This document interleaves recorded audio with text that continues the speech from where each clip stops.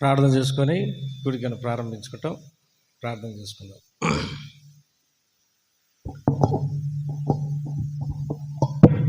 ప్రేమగల తండ్రి, దయగల ప్రభా, పరిశుద్ధమైన దేవ, నమ్మదగినటువంటి దేవ, ఘనమైనటువంటి దేవ, శక్తి కలిగినటువంటి దేవ, వందనాలు, స్తోత్రాలు.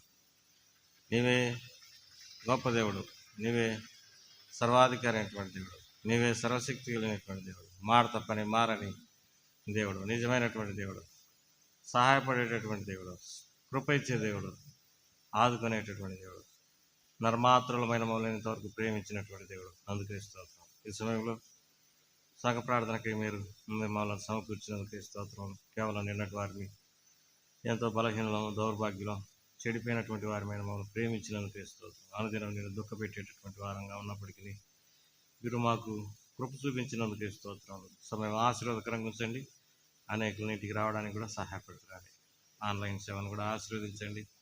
అనేకులకు క్షేమం కలిగించేదిగా ఉంచమని వేడుకుంటూ యేసు వారి నామం పేట స్తుతించి ప్రార్థించి వేడుకుంటున్నాం తండ్రి. ఆమేన్.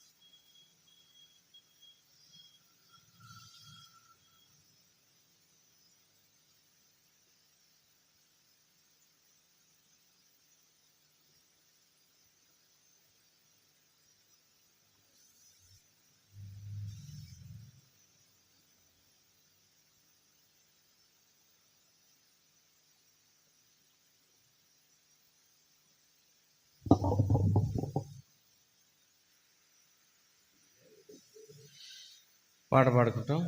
పాట సంఖ్య శని గీతాల్లో అండి.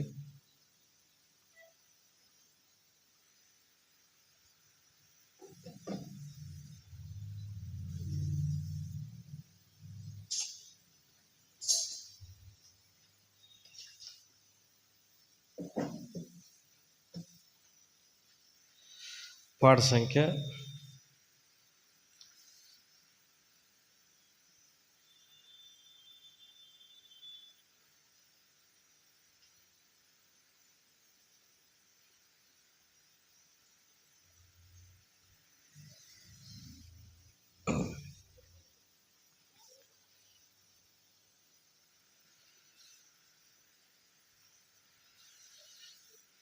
173 పాట పాడుకుంటాం. పాట సంఖ్య 173. పాట సంఖ్య శివుని గీతాలలో 173 పాట పాడుకుంటాం.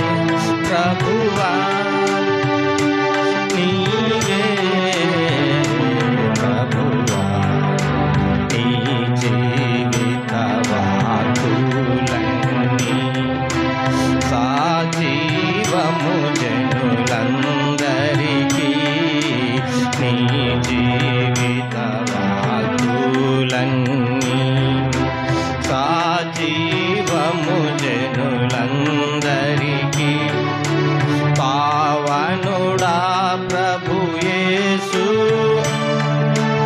అవనికి మాదిరి నీవే పావనుడా ప్రభు యేసు అవనికి మాదిరి నీవే అవనికి మాదిరి నీవే అసమానుండగు ఓ క్రీస్తు అద్వితీయుండగు దేవా అల్ఫాయో ఓమేగా అల్ఫాయో ఓమేగా నీవే ప్రభువా నీవే ప్రభువా మరణము గెలిచిన మా ప్రభువా పరమాదేవుడవు నీవే మరణము గెలిచిన మా ప్రభువా పరమాదేవుడవు నీవే సాతానును ఓడించి నీతిగమము తీర్చితివి సాతానును ఓడించి నీతిగమము తీర్చితివి నీతిగమము తీర్చితివి అసమానుండగు క్రీస్తు అద్వితీయుండగు దేవా అల్ఫాయో ఓమేగా అల్ఫాయో ఓమేగా నీవే ప్రభువా నీవే ప్రభువా పాపశాపముల బాపితివే చూపితివే పరమాధారి పాపశాపముల బాపితివే చూపితివే పరమాధారి శక్తి గల ఓ ప్రభువా నీకే మా స్తోత్రములు శక్తి గల ఓ ప్రభువా నీకే మా స్తోత్రములు నీకే మా స్తోత్రములు అసమానుండగు ఓ క్రీస్తు అద్వితీయుండగు దేవా అల్ఫాయో ఓమేగా అల్ఫాయో ఓమేగా నీవే ప్రభువా నీవే ప్రభువా స్వామంతటవో దేవా శాశ్వతమైనది నీ ప్రేమ విశ్వమంతటవో దేవా శాశ్వతమైనది నీ ప్రేమ జ్ఞానమునకు మించినది ఉన్నతమైన ప్రేమ జ్ఞానమునకు మించినది ఉన్నతమైన ప్రేమ ఉన్నతమైన ప్రేమ అసమానుండగు క్రీస్తు అద్వితీయుండగు దేవా అల్ఫాయో ఓమేగా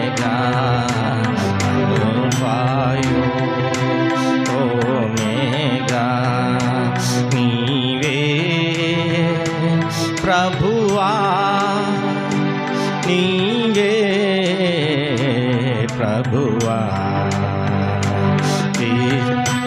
సంగమునకు శిరసు నీవే, అంగములుగా మమ్ము నిలిచితివే. సంగమునకు శిరసు నీవే, అంగములుగా మమ్ము చేసితివే. సార్వా సంపూర్ణుందా, సార్వా మహిమా నీకే. సార్వా సంపూర్ణుందా, సార్వా మహిమా నీకే. సార్వా మహిమా నీకే. అసమానుండగు ఓ క్రీస్తు, అద్వితీయుండగు దేవా. అల్ఫాయో ఓమేగా, అల్ఫాయో ఓమేగా నీవే ప్రభువా. నీవే ప్రభువా.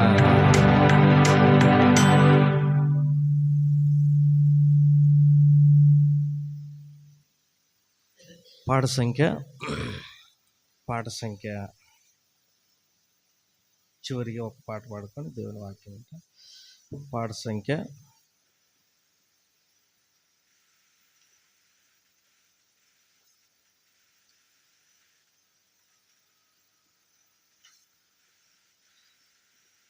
592 కొత్త పుస్తకాలు, పాత పుస్తకాలు 581 పాత పుస్తకాలు.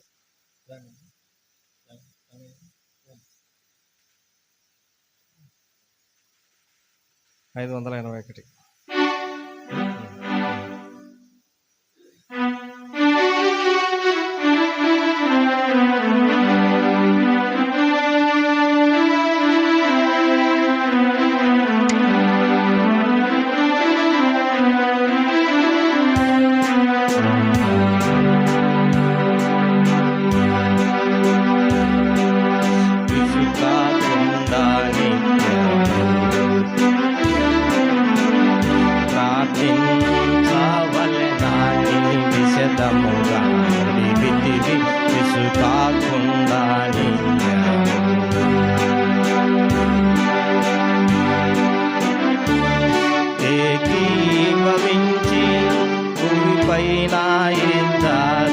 ఏకీభవించి భూమిపైన ఇద్దరు వేడుకొను సంగతులను గూర్చి, వేడుకొను సంగతులను గూర్చి. నా తండ్రి వలన దొరుకునని, నా తండ్రి వలన దొరుకునని నొక్కి చెప్పిన గొప్ప దేవా, నొక్కి చెప్పిన గొప్ప ప్రభువా.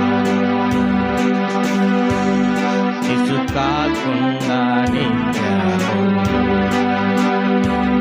ప్రార్థించవలెనని విశదముగా నిలిపితివి. ఇసుకాకుండా నిత్యము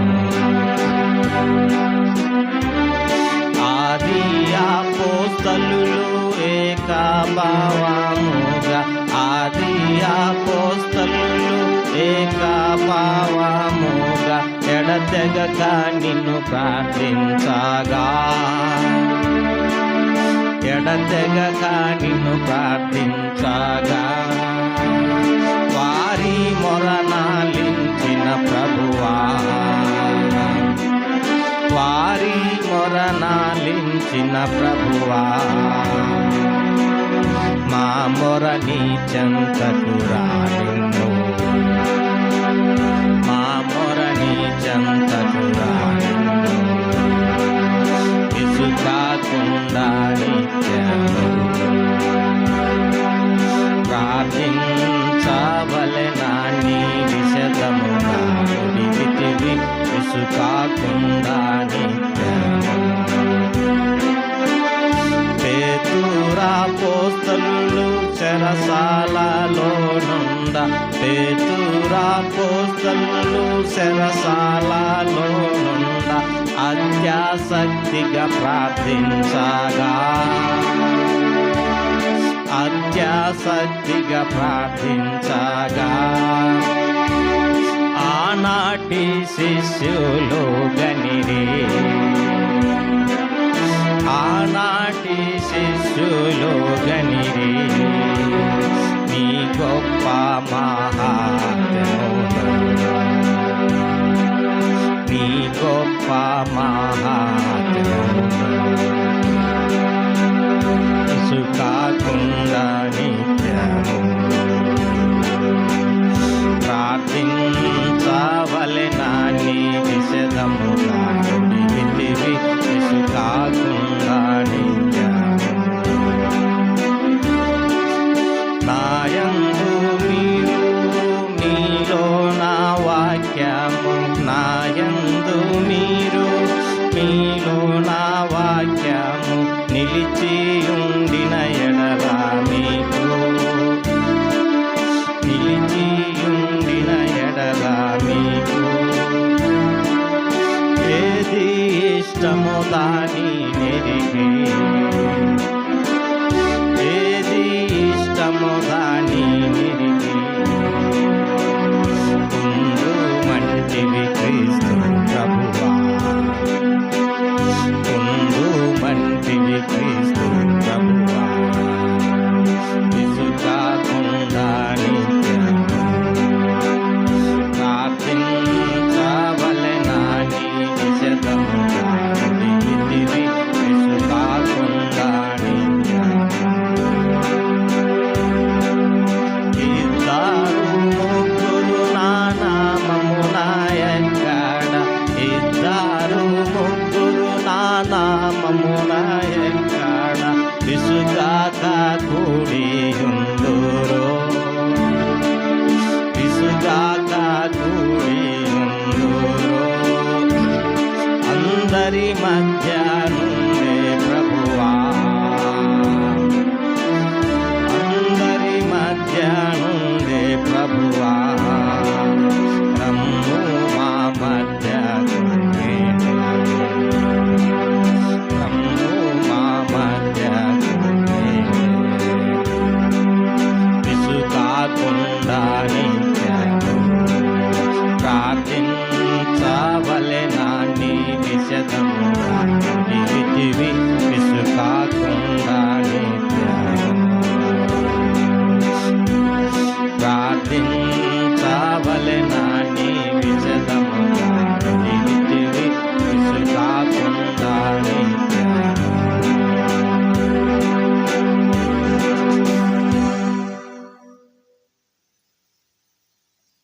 దేవుని వాక్యాన్ని చదువుకుంటాం. దేవుని వాక్యంలోని కొంత సమయం దేవుని వర్తమానం ఏంట.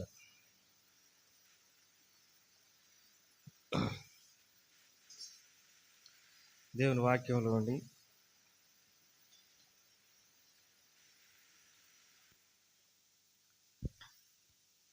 మత్తయి సువార్త, మత్తయి సువార్త మొదటి అధ్యాయం, మత్తయి సువార్త మొదటి అధ్యాయం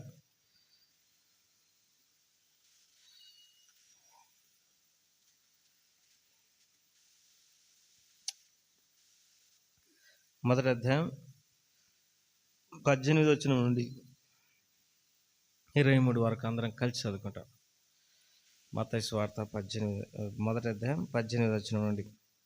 యేసుక్రీస్తు జనన విధం ఎట్లనగా, ఆయన తల్లి అయిన మరియ యోసేపునకు ప్రదానం చేయబడిన తర్వాత వారేకం కాకమునుపు ఆమె పరిశుద్ధాత్మ వలన గర్భవతిగా ఉండెను. ఆమె భర్త అయిన యోసేపు నీతిమంతుడైండి ఆమెను అవమానపరచనులక రహస్యంగా ఆమెను విడనాడని ఉద్దేశించెను. అతడు ఈ సంగతులను గురించి ఆలోచించుకొనుచుండగా ఇదిగో ప్రభు దూత స్వప్నమందు అతనికి ప్రత్యక్షమై, దావీదు కుమారుడమైన యోసేపు, నీ భార్య అయిన మరియను చేర్చుకున్నట్టుకు భయపడకు. ఆమె గర్భం ధరించినది పరిశుద్ధాత్మ వలన కలిగెను. ఆమె యొక్క కుమారుని కనును తన ప్రజలను వారి పాపం నుండి ఆయనే రక్షించును గనక ఆయనకు యేసు అను పేరు పెట్టుదు అని. ఇదిగో కన్యక గర్భవతి కుమారుని కనును ఆయనకు ఇమ్మానుయేలు అనే పేరు పెట్టుదురు. ప్రభు సాయం కొరకై చిన్న ప్రార్థన చేసుకుంటాం.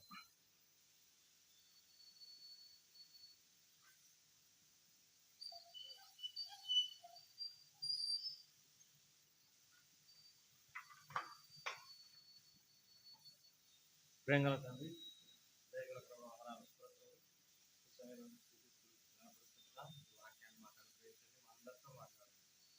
మరి మీరు మమ్మల్ని దర్శించండి, మీ ఆశీర్వాదం మాకు యేసు నామములో వేడుకుంటున్నాం.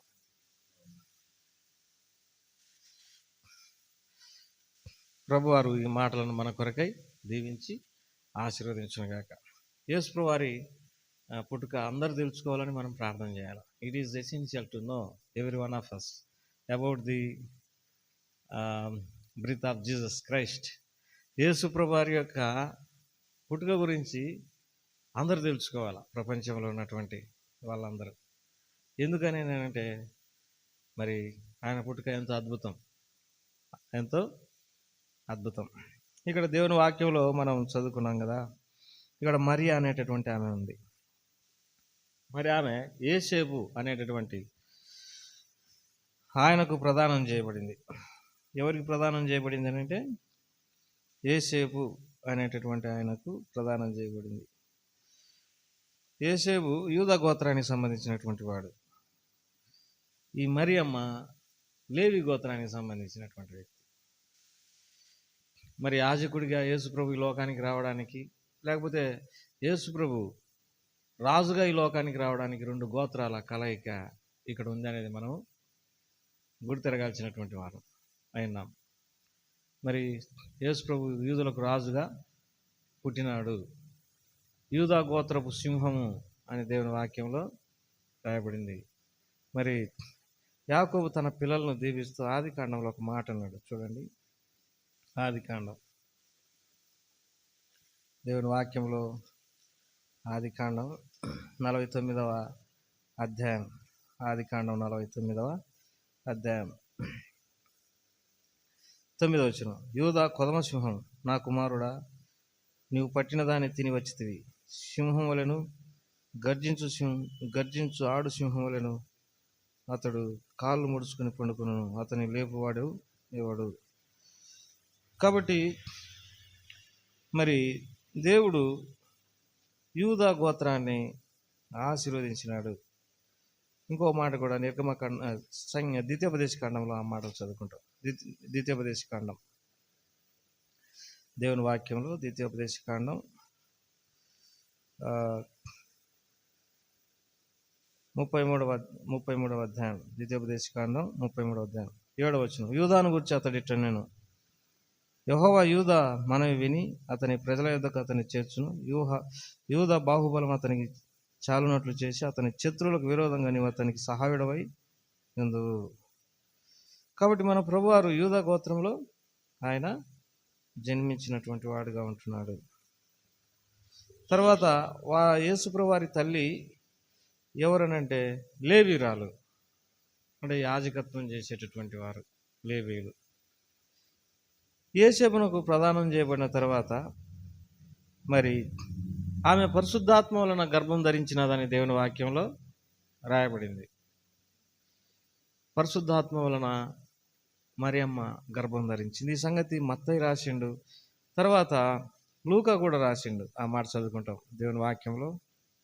లూకా సువార్త 1వ అధ్యాయం 26వ వచనం. 6వ నెలలో గాబ్రియేలు అను దేవదూత గలిలయలోని నజరేతు అను ఊరిలో దావీదు వంశస్థుడైన యేసేపు అనే ఒక పురుషునికి ప్రదానం చేయబడిన కన్యక యొద్దకు దేవుని చేత పంపబడిన. ఆ కన్యక పేరు మరి. ఆ దూత లోపలికి వచ్చి ఆమెను చూసి, దయాప్రాప్తురాలా, నీకు శుభం, ప్రభు నీకు తోడై ఉన్నాడని చెప్పాను.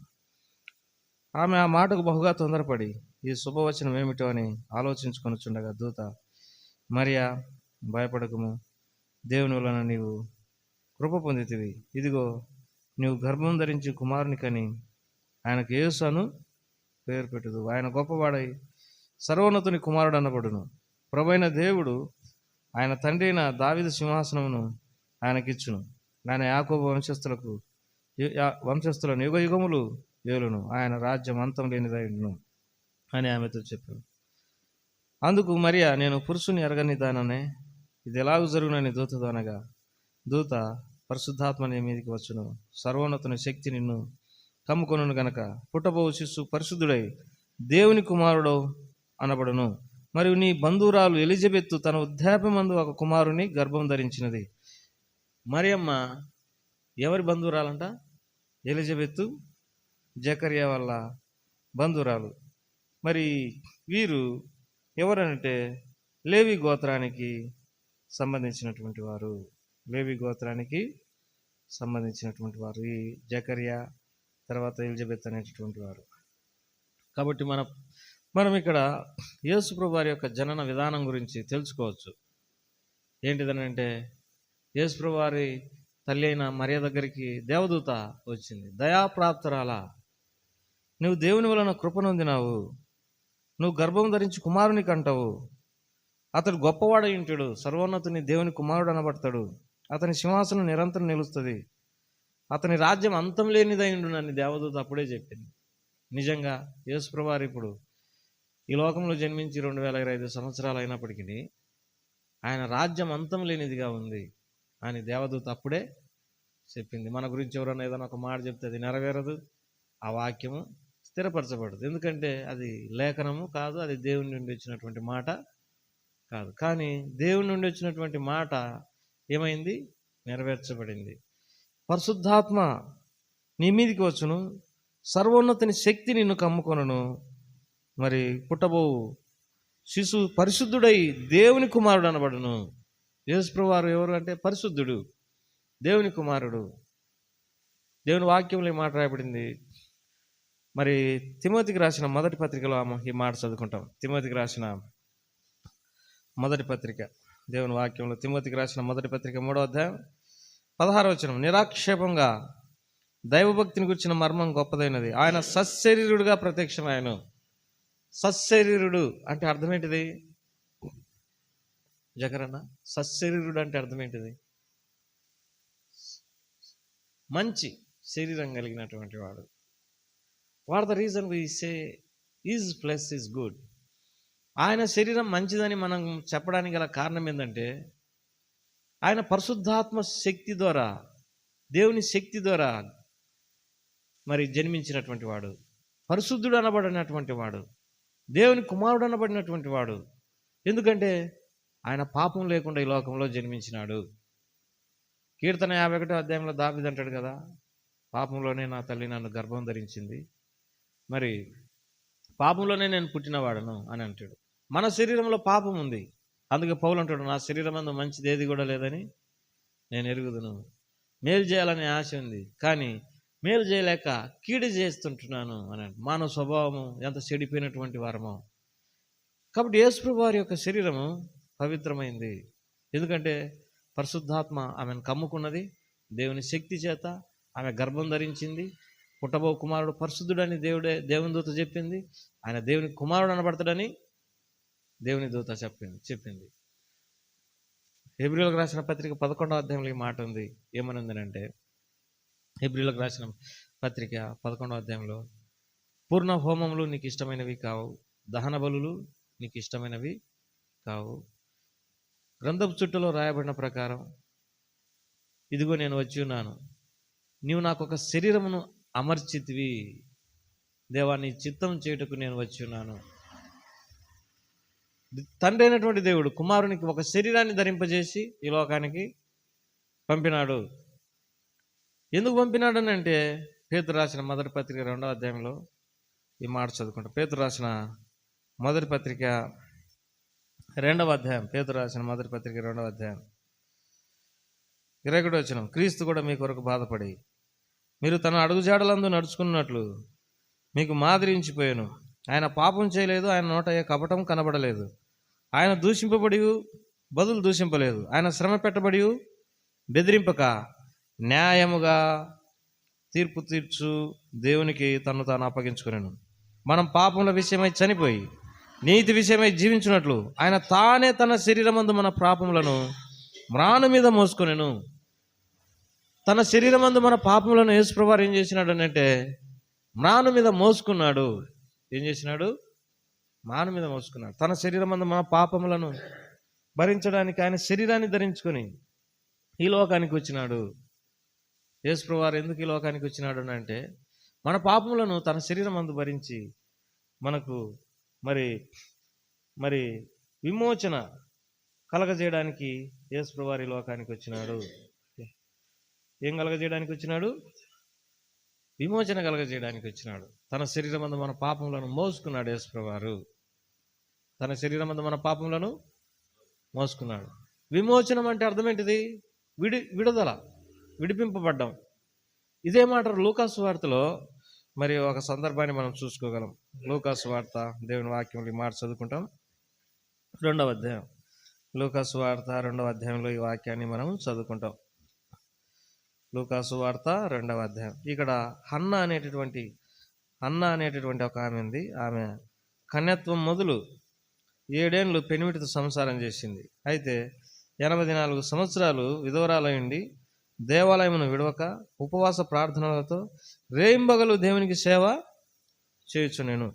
ఆమె కూడా ఆ గడియలోనే లోపలికి వచ్చి దేవుని కొనియాడి యెరూషలేములో విమోచన కొరకు కనిపెట్టుకున్న వారందరితో ఆయన గురించి మాట్లాడుచునేను. యెరూషలేములో విమోచన కొరకు కనిపెట్టుకున్నటువంటి వారు ఎవరు విడిపిస్తారు? వీళ్ళను ఎవరు విడిపిస్తారు? ఏ విషయాల నుండి వారు విడిపింపబడాల్సినటువంటి అవసరం ఉంది అని అంటే చాలా విషయాల నుండి వారు విడిపింపబడాలా. విడిపింపబడడానికి ఒక వ్యక్తి రావాల్సినటువంటి అవసరత ఉంది. అందుకే దేవుని వాక్యంలో అపోస్తలుల కార్యం 3వ అధ్యాయంలో ఈ వాక్యం ఉంది. ఏమనిందనంటే దేవుడు తన సేవకుని పుట్టించి మీలో ప్రతి వాని దుష్టత్వం నుండి మళ్లించడం వలన మిమ్మల్ని ఆశీర్వదించుటకు మొదట ఆయనను మీ వద్దకు పంపెను. దుష్టత్వం నుండి వారు విడిపింపబడాలా, ఎందుకంటే వారు చీకట్లో ఉన్నారు అని దేవుని వాక్యంలో రాయబడింది. మత్తయి సువార్త 4వ అధ్యాయంలో నఫ్తాలి, జెబూలూను చీకటిలో ఉన్నటువంటి ప్రజలు, గలిలయ ప్రాంతంలో ఉన్నటువంటి వారు వెలుగును చూసినారని రాయబడింది.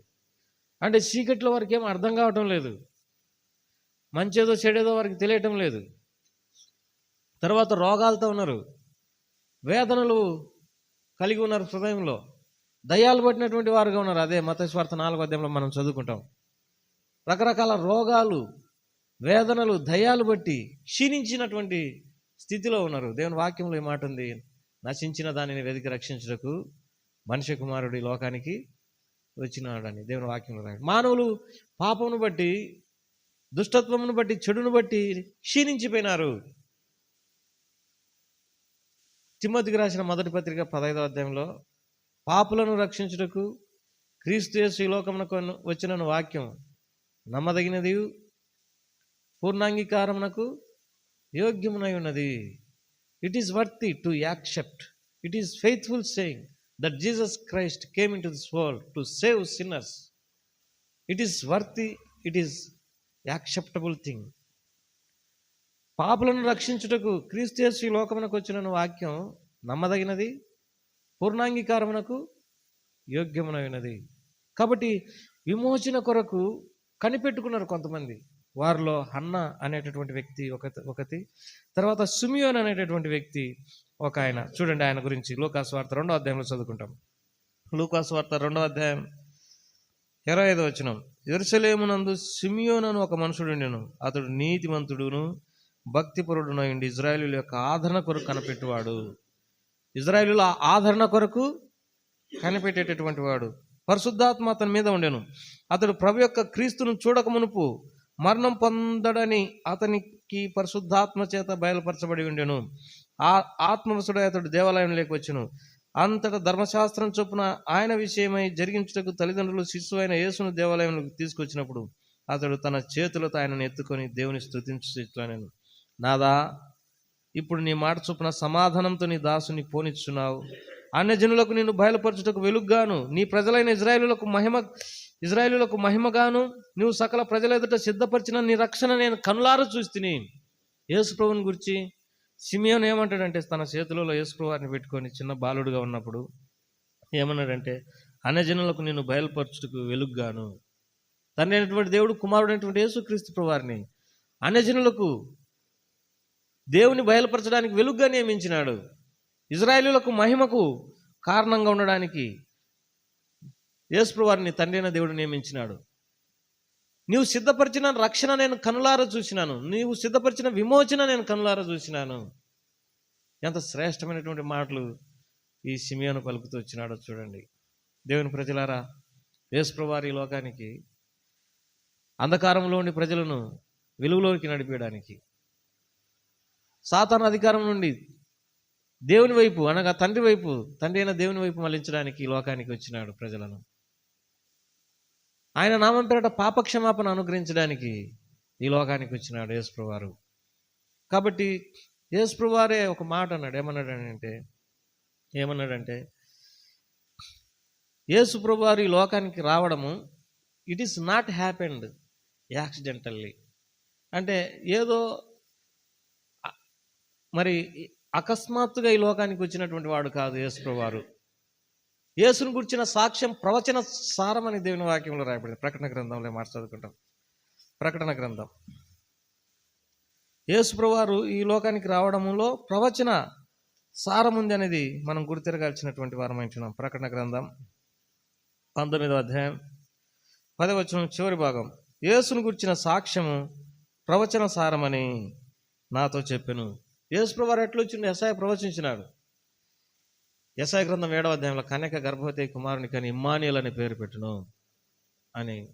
తర్వాత మనకు కుమారుడు అనుగ్రహించబడినాడు, అతని భుజముల మీద రాజ్యభారం ఉండును, అతనికి ఆశ్చర్యకరుడు, ఆలోచనకర్త, బలవంతుడైన దేవుడు, నిత్యుడగు తండ్రి, సమాధానకర్తకు అధిపతి అని పేరు పెట్టబడునని ముందుగానే ప్రవచించినారు. యేసు ప్రభువారు ఎంఐ గ్రామానికి వెళ్తున్న శిష్యులతో ఒక మాట అన్నాడు. ఏమన్నాడంటే లూకాసు వార్త 24వ అధ్యాయంలో ఆ మాట చదువుకుంటాం. లూకాసు వార్త 24వ అధ్యాయంలో ఈ మాట చదువుకుంటాం. లూకాసు వార్త 24వ అధ్యాయం 24వ వచనం నుండి, మాతో కూడా ఉన్న వారిలో కొందరు సమాధి వద్దకు వెళ్ళి ఆ స్త్రీలు చెప్పినట్టు కనుగొనిరు కానీ ఆయనను చూడలేదని ఆయన చెప్పారు. అందుకు ఆయన, అవివేకులారా, ప్రవక్తలు చెప్పిన మాటలన్నిటినీ నమ్మని మందమతులారా, క్రీస్తు ఇలాగూ శ్రమపడి తమ మహిమలో ప్రవేశించుట అగత్యం కాదా అని వారితో చెప్పి, మోషేయు సమస్త ప్రవక్తలు మొదలుకొని లేఖనములన్నిట్లో తను గుర్చిన వచన భావములను వారికి తెలియజేసిను. మోషే మొదలుకొని తర్వాత సమస్త ప్రవక్తలు కీర్తనల గ్రంథంలో ఆయనను గురించిన విషయాలు అన్నిటినీ యేసు ప్రభువారు వారికి ఎక్స్ప్లెయిన్ చేసిండు. దావీదేమన్నాడు యేసు ప్రభువారి పుట్టుక గురించి? కీర్తనలు 2వ అధ్యాయంలో మాట చదువుకుంటాం. కీర్తనలు 2వ అధ్యాయం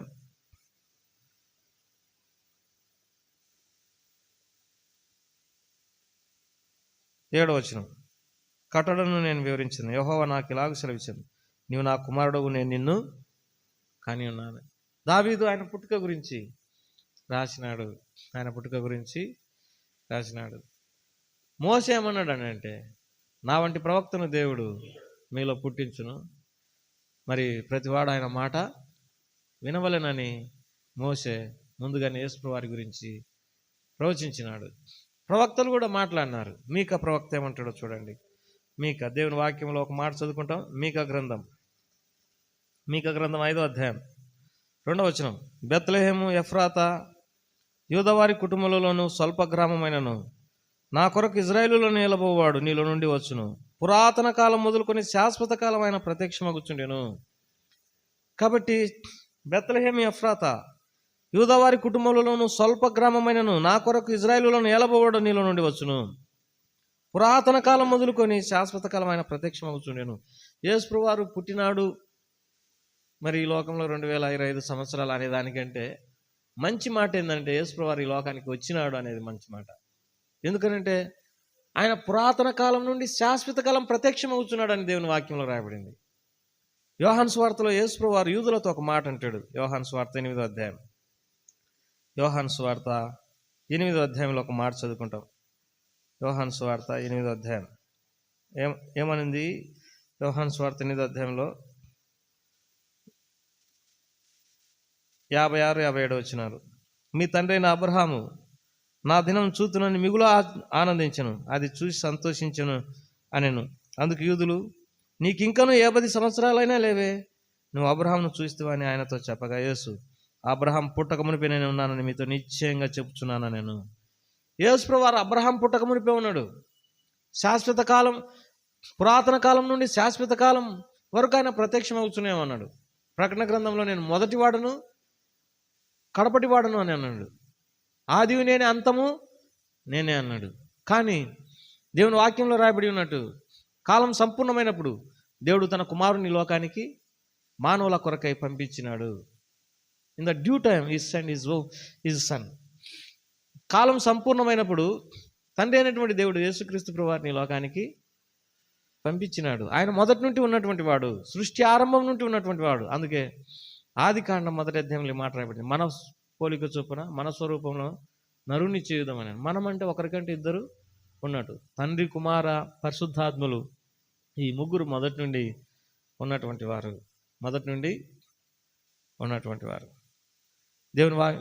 దేవుని వాక్యంలో మరి ఆయన పుట్టుక ప్రవచన సారము.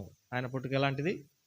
It is not accidental thing, ఏదో అకస్మాత్తుగా జరిగినటువంటి విషయం కాదు. దేవుని వాక్యంలో పౌలు అంటాడు 1 కొరింథీ 15వ అధ్యాయంలో, లేఖనముల ప్రకారం క్రీస్తు ప్రభువారు మన కొరకు లోకానికి వచ్చినాడు, చనిపోయినాడు, సమాధి చేయబడినాడు, సమాధిలో ఉండి లేచినాడు. According to scripture he came into soul, he died for our sins, he buried and he rose again on the third day.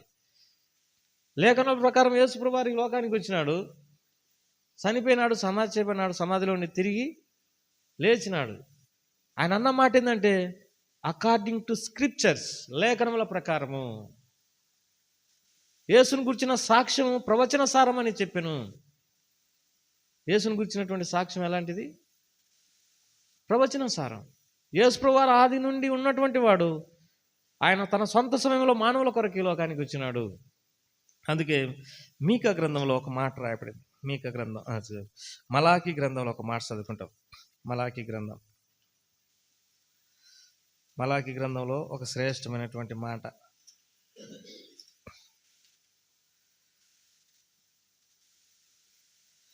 3వ వచనంలో, ఇదిగో నాకు ముందుగా మార్గం సిద్ధపరచుటకై నేను నా దూతను పంపుచున్నాను, మీరు వెదుకుచున్న ప్రభువు అనగా మీరు కోరు నిబంధన దూత.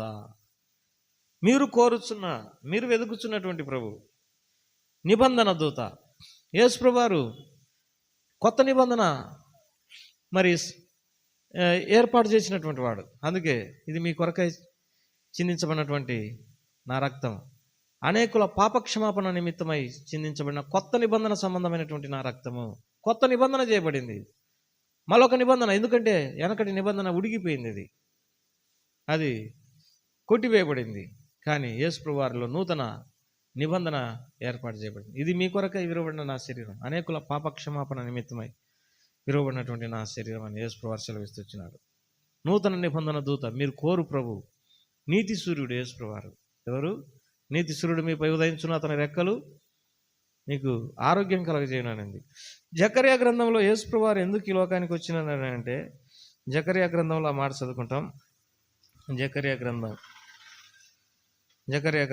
13వ అధ్యాయం 1వ వచనం. ఆ దినమున పాపమును అపవిత్రతను పరిహరించుటకై దావీదు సంతతి వారి కొరకు, యెరూషలేము నివాసుల కొరకు ఊట ఒకటి తీయబడును. యేసు ప్రభువారు పాపమును తర్వాత పరిహరించడానికి, అపవిత్రతను పరిహరించడానికి ఆయన ఈ లోకానికి వచ్చినాడు. కాబట్టి ఎంత అద్భుతమైనటువంటి విషయం. దేవుని వాక్యంలో యేసు ప్రభువారు మరి ఈ లోకానికి రావడం ద్వారా కలిగిన మేలులు ఏమిటి అనేది మనం తెలుసుకోవాల్సినటువంటి వారం అంటున్నాం. ఏం మేలు కలిగిందని అంటే, చీకట్లో ఉన్న ప్రజలకు వెలుగు కలిగింది. మరణ ప్రదేశంలో కూర్చున్నటువంటి వారు ఏం చేయబడినారు? విడిపించబడుతూ వచ్చినారు. యేసు ప్రభువారు రానప్పుడు ఈ లోకంలో ప్రజలు రోగాలతో ఉన్నారు, వేదనలతో ఉన్నారు, దయ్యాలు పట్టినటువంటి వారు ఉన్నారు. యేసు ప్రభువారు ఈ లోకానికి రానప్పుడు మానవులు నశించిపోయినటువంటి వారుగా ఉన్నారు. యేసు ప్రభువారు ఈ లోకానికి రానప్పుడు మానవులు పాపులుగా ఉంటూ వచ్చినారు. యేసుప్రభువారి లోకానికి వచ్చి ఏం చేసినాడని అంటే అందరి కొరకై ఆయన తన ప్రాణమును అర్పించినాడు. క్రీస్తు యేసు కలిగిన ఈ మనసు మీరును కలిగి ఉండండి. మరి ఆయన దేవునితో కూడా సమానంగా ఉండుట విడిచిపెట్టకూడని భాగ్యమని ఎంచుకొనక మనసుల పోలికగా పుట్టి దాసుని స్వరూపాన్ని ధరించుకొని తను ఏం చేసుకున్నాడు? రిక్తునిగా చేసుకున్నాడు. ఆకారం ముందు మనుషునిగా కనబడి మరణం పొందినంతగా, శిలువ మరణం పొందినంతగా విధేయత చూపించినాడు. ఈ ఒక్క మాట చెప్పి నేను ముగించేస్తా. యేసుప్రభువారు మహిమని ఇడిచిపెట్టి ఈ లోకానికి వచ్చినాడు. దేవదూతల ఆరాధన ఇడిచిపెట్టి, పరలోకాన్ని ఇడిచిపెట్టి ఈ లోకానికి వచ్చినాడు. మనుషునిగా పుట్టినాడు. మనుషులుగా పుట్టడం అంటే గొప్ప సంగతి ఏం కాదు. ఇప్పుడు అమెరికా అధ్యక్షుడు ట్రంప్ ఉన్నాడు, మనుషుడే, కానీ ఆయన మహిమ వేరు. అయితే దాసుని స్వరూపాన్ని ధరించుకున్నాడు. దాసుని స్వరూపాన్ని ధరించుకోవడమేగా తను రిక్తునిగా చేసుకొని మరణం పొందినాడు, అనగా శిలువ మరణం పొందినాడు. అంతగా తగ్గించుకున్నాడు. యేసుప్రభువారు ఈ లోకానికి వచ్చినప్పుడు మరి ఆయన ఒక పేద కుటుంబంలో జన్మించినాడు. యోసేపు మరియమ్మ వారు వడ్రంగి వారు. ఎక్కడ పుట్టినాడు అని అంటే చాలా మంది ఏమంటారంటే మరి పశువుల తొట్టిలో పుట్టినాడు అని. కరెక్ట్ కాదు. మరియ తన తొలుసూలు కుమారుని కని సత్రంలో స్థలం లేనందున పశువుల తొట్టిలో పరుండబెట్టింది. ఎక్కడ గడిందో, ఎక్కడ దారిలోనో, ఎక్కడ ఏమి ఆ ఊర్లో ఉన్న ప్రజలు ఆమె కనడానికి స్థలమే లేదంటే, యేసుప్రభువారు ఈ లోకానికి వచ్చినప్పటి మొదలు నుండి అన్ని సమస్యలే. ఏంటిదనంటే, నేను యూదులకు రాజుగా ఉండగా ఇంకొకడు పుట్టినాడు అని చెప్పి ఏ రోజు 2 సంవత్సరాల పిల్లలను చంపింది. యేసుప్రభువారు పుట్టడానికి ఆ ఊర్లో ఉన్న ప్రజలు స్థలమే లేదు. ఎందుకంటే వారి హృదయం కఠినపరచబడింది. కఠినపరచబడినప్పుడు మనం ప్లేస్ ఇయ్యము. ఎందుకంటే దైవ కార్యాలకు సాతాను చేత కఠినపరచబడినటువంటి వ్యక్తులు అవకాశాలే ఇయ్యరు. మనకు అర్థమైపోద్ది ఈ వ్యక్తి దేవుని చేత సాతాను చేత కఠినపరచబడినాడు. అందుకే దేవుని కార్యాలకు తన హృదయంలో చోటు లేదు, తన ఇంట్లో చోటు లేదు. అందుకే ఏంటిది పరిస్థితి అని అనుకుంటాం. అంతే. ఇప్పుడు మనుషులు కఠినపరచబడినప్పుడు దేవుని కార్యాలకు అవకాశం ఆ దినాల్లో ఉన్న ప్రజలు కఠినపరచబడినారు. ఆయనకు స్థలం ఇవ్వకుండా అవమానకరమైన పుట్టుక పుట్టినాడు, దారిలో పుట్టినాడు. సత్రం లేదన్న సత్రంలో స్థలం ఉందంటే అందులో లేదు. పశువుల తొట్టిలో పరుండబెట్టినారు. ఆ మాట లూకాసు వార్త 2వ అధ్యాయంలో చదువుకుంటాం. లూకాసు వార్త 2వ అధ్యాయంలో ఈ మాట చదువుకుంటాం. లూకాసు వార్త 2వ అధ్యాయంలో ఈ మాట చదువుకుంటాం. 2వ అధ్యాయం 6వ వచనం నుండి. వారు అక్కడ ఉన్నప్పుడు ఆమె ప్రసవ దినంలో నిండాను గనక తన తొలిచూలు కుమారుని కని పొత్తిగుడ్డలతో చుట్టి సత్రంలో వారికి స్థలం లేనందున ఆయనను పశువుల తొట్టిలో పరుండబెట్టాను. సత్రం ఎక్కడో కన్నది. తర్వాత మరి సత్రంలో స్థలం లేదు. తర్వాత పశువుల తొట్టిలో పరుండబెట్టిండ్రు. ఇది యేసుప్రభువారి యొక్క జనన విధానం. ప్రియమైనటువంటి వాళ్ళారా, మానవులందరి కొరకై ఆయన ఇంతగా తగ్గించుకున్నాడు. ఒక మాట రాయబడింది బైబిల్లో, ఆ ఒక్క మాట చూసుకొని ముగించుకుంటాం. 1 తిమోతికి రాసిన పత్రిక 3వ అధ్యాయంలో ఆయన సశరీరుడుగా ప్రత్యక్షమైనాడు, ఆత్మలో నీతిపరుడని, నీతిమంతుడని తీర్పు నొందినాడు అని రాయబడింది. ఎంత నీతిమంతుడు అంటే, ఎంతమంది ఎన్ని మాటలు అనుకున్న అన్నిటిని ఓర్చుకున్నాడు. పాపాత్ములు తనకు వ్యతిరేకంగా చేసినదంతా ఓర్చుకున్న యేసును జ్ఞాపకం చేసుకున్నాడు నేను దేవుని వాక్యంలో రాయబడింది. మోసే ప్రజలు తన ఆత్మ మీద తిరుగుబాటు చేసినప్పుడు, తన నోట కాని మాట మాట్లాడినప్పుడు అతడు వాగ్దాన దేశంలో ప్రవేశించలేకపోయినాడు. ఏమన్నాడంటే ద్రోహులారా అన్నాడు. అంతే. వాళ్ళు తిరుగుబాటు చేస్తే దేవుడు ఏమన్నాడనంటే నా పరిశుద్ధతను నువ్వేం చేయలేదు, సన్మానించలేదని అన్నాడు. యేసుప్రభువారు పాపాత్ములంతా తనకు వ్యతిరేకమై ఎన్ని మాటలు మాట్లాడినా మౌనంగా ఉన్నాడు, ఓర్చుకున్నాడు. అంతేకాదు, యేసుప్రభువారి శిష్యులు ఒక ఊరికి యేసుప్రభువారి శిష్యులు ఒక ఊరికి వచ్చినప్పుడు ఆ ఊర్లో వారు చేర్చుకోలేదు. యేసుప్రభువారి శిష్యులు ఏమన్నారంటే ఆకాశం నుండి అగ్ని దిగి వీరు కాలినట్టుగా ఆజ్ఞాపించారు. అప్పుడు ఆయన అన్నాడు, మీరు ఎలాంటి ఆత్మ ఉందయ్యా? పగ తీర్చుకునేటటువంటి ఆత్మ, కక్ష తీర్చుకునేటటువంటి ఆత్మ. కానీ యేసుప్రభువారు అందరినీ ప్రేమించి, అందరినీ క్షమించి, అందరి కొరకై ప్రాణం అర్పించినాడు. కనుకనే మరి ఆయనకు మనం ఏం చేయాలి? కృతజ్ఞతాస్తుతులు చెల్లించడమే కాదు, ఈ సత్యము అన్ని జనాంగం అంతయు తెలుసుకోవడం వలనని మనం ప్రార్థన చేయాలి. లోకమంతా ఈ రక్షకుణ్ణి, దేవుని వాక్యంలో అదే 1 తిమోతిలోకి రాసిన పత్రిక 3వ అధ్యాయంలో రాయబడింది, లోకమందు రక్షకుడని ప్రకటింపబడినాడని రాయబడింది. ఈయననే మనకు రక్షకుడు, నరకం నుండి పాపం నుండి విడిపించగలిగినటువంటి వాడు. అటువంటి కృప ప్రభు మనకు దయచేయను గాక. ప్రార్థన చేసుకుంటాం.